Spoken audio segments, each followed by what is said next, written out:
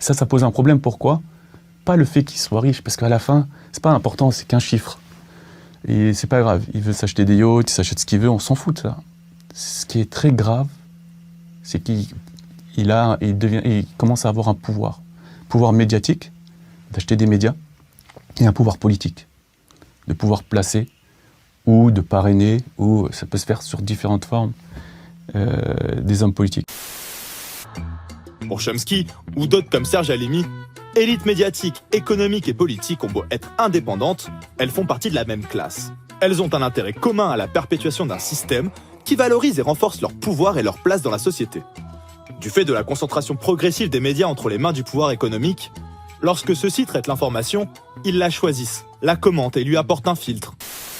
On a eu pendant un an les manifs de gilets jaunes ici. Est-ce qu'ils n'ont pas réclamé de mettre fin à la fraude et l'évasion fiscale qui pourrit notre pays? Parce que les délinquants en col blanc, qui sont non mais c'est votre dans les réponse conseils traditionnelle, on a bien compris. Et les LVMH, les Bernard Arnault et compagnie, qui eux planquent des centaines de milliards d'euros à l'étranger, c'est eux qui pourrissent la vie de nos concitoyens, qui fait qu'on n'a pas de moyens dans nos hôpitaux et dans nos écoles. C'est un débat stérile, monsieur Roussel. Mais non, mais parce qu'aujourd'hui... Vous parlez de gens qui créent des centaines de milliers d'emplois dans le monde.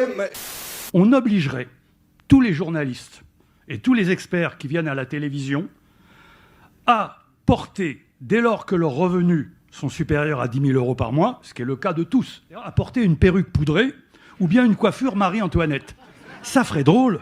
C'est dans l'air avec que des marquis de Louis XV et des Marie-Antoinette. Vous ne verriez jamais quelqu'un qui n'aurait pas une coiffure d'Ancien Régime. Pourtant, ça compte de savoir que l'expert qui me parle fait partie des 1% les plus riches.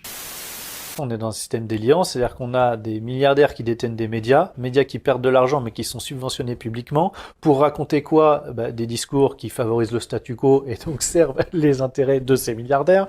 On marche sur la tête. On va expliquer d'ailleurs pourquoi les grandes fortunes de ce pays tiennent toutes à avoir des journaux qui perdent de l'argent. Qui perdent de l'argent, c'est quand même vous croyez que c'est par bonté d'âme qu'ils font ça? Ouais, évidemment que non.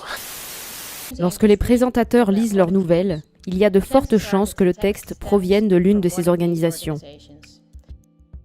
C'est la raison pour laquelle les médias du monde entier montrent une synchronicité dans leurs reportages. This is extremely dangerous to our democracy. This is extremely dangerous to our democracy. And this is extremely dangerous to our democracy.